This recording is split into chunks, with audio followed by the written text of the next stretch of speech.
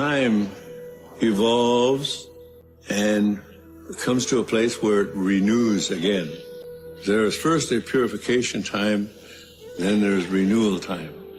We are getting very close to this time now. Everything is coming to a time where prophecy and man's inability to live on earth in a spiritual way will come to a crossroad of great problems.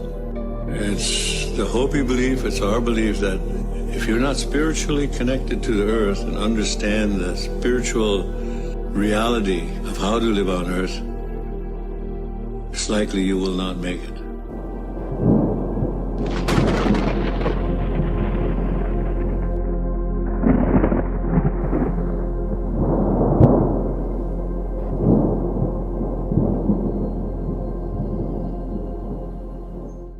Prophecy is a pretty wide but interesting subject, because there are numerous such since the beginning of time. In the WMM several different ancient prophecies are discussed, of which some of them are not even known to common man, and these are some of the prophecies supposed to come true in our time. To distinguish between the WMM prophecies and other significant ones, I'm going to categorize them and explain them one by one. The prophecy papers, which will be released after the first batch of papers, are going to go deeper into the other ones. There are many ancient texts dealing with prophecies, and only a handful are known to the public. Most of them are hidden within secret societies and organizations who have locked them in, only to be viewed by high-level, very trusted members. The ACIO, and the Labyrinth Group in particular, have access to many of them, if not most, according to Dr. Neruda. These prophecies are pretty powerful when comes to describing the 21st century and its challenges. 15 got access to them when he became the director of research for the ACIO. Being able to leave your body while doing remote viewing is nothing new. People have been able to do so for ages, but only in organized forms within the mystery schools and other occult orders. This can be accomplished on an observational level, where you don't interfere with what is going on at the place you are going to. Instead of just going to a certain place in horizontal time, which is our normal timeline, some have been able to access future events from a vertical access point. People who know how to do it can then go into the future, or even back from the future, to this time from the vertical access point. However, they are unable to change any events. Still, they can see what is happening there with quite some clarity.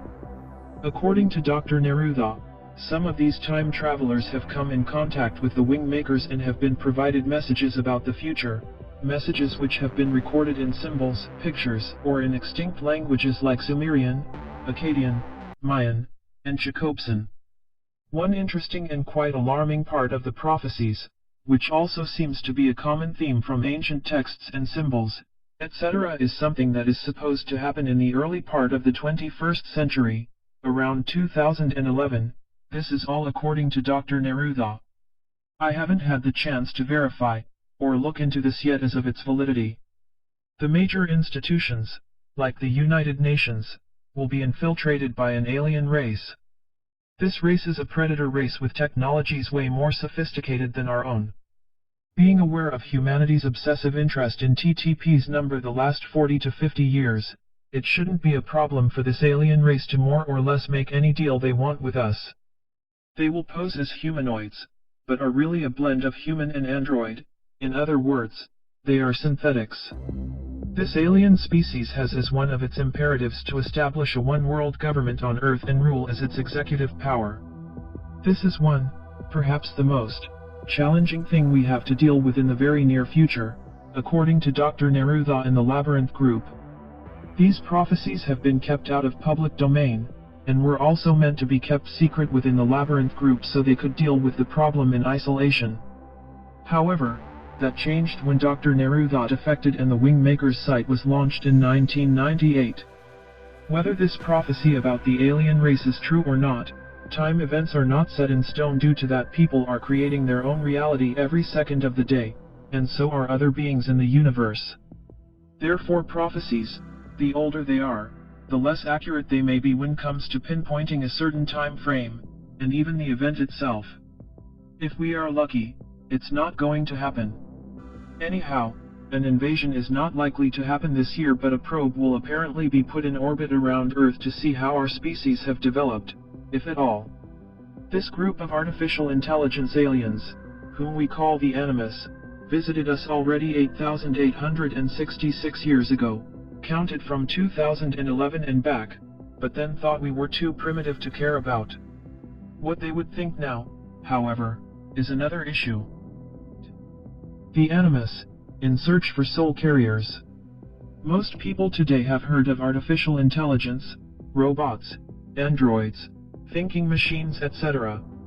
Most of it, I believe, took life with Arnold Schwarzenegger in the Terminator movies. No doubt that this was a hint to the public of what was to come. Not that any of this hadn't been mentioned before. We have Isaac Asimov's I, Robot and other profound revelations in the sci-fi genre. This is often how it's done. The truth is revealed to the public via fantasy and science fiction literature and movies. Someone with inside information writes an sci-fi book or a movie script to prepare us for the future. It stays in our subconscious mind, which does not differentiate between fiction and reality, as they are both one and the same, and then in the future, when what was relayed to us as entertainment becomes reality, it's easier for us to accept because we have a reference point when our subconscious mind gets triggered and carries the memories of the books/movies up to the surface. Today, the media is talking about artificial intelligence, AI ever so often, and predict our future as a machine society. Many scientists, both those who are for and against, to encourage a debate, come out in the open about it as well. No one can miss it because it's all over the place. On the other end of the spectrum, metaphysical beings, such as the Pleiadians, Bashar, the RA Collective, and others, are consistently warning us from being part of that future. They stress that if we don't change our ways, we will be part of a society where intelligent machines rule, and once again we may go back to being openly enslaved from being covertly enslaved, like we are now. So what is this all about? Can it be something bigger than just man creating intelligent machines? The answer is a definite yes. We are being prepared. This is happening on different levels. Yes, man is using alien, and even Tesla technology, which is alien technology as well, to develop intelligent machines to do the work for us and be able to quickly do the math required for higher science. On a lower level, robots for common people are discussed as well, being used as housekeepers, janitors, and whatever they can be useful for. 8.1 The origin of the Animus. On the higher level, we are told, is the Animus.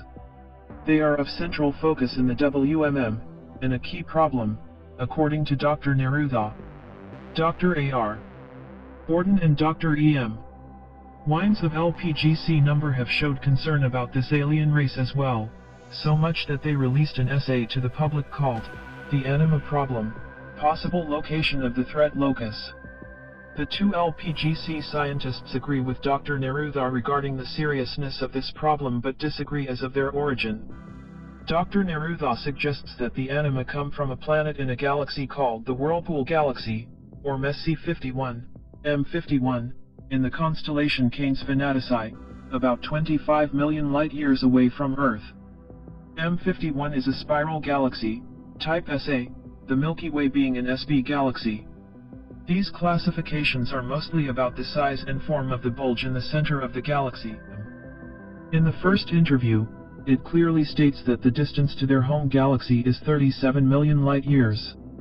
When asking LPGC about this inconsistency, they confirm that the distance should be about 37 million light-years, not 25 million, which is the distance to M51. LPGC suggest in their essay that the main choice of candidate for the Anima species is an elliptic galaxy, type E1, in the constellation of Leo. This suggested galaxy is called M105 or NGC 3379, depending on which galaxy classification model we use. M105 is on an approximate distance of 38 million light-years from our solar system. In LPGC's case, though, it is no more than a qualified suggestion at the point of the writing of the essay, 2007, and other galaxies, such as M96, M95, M66, M65, and NGC 3628, are also mentioned as candidates. Who and what is correct or not remains to be seen, and outside the scope of this research paper.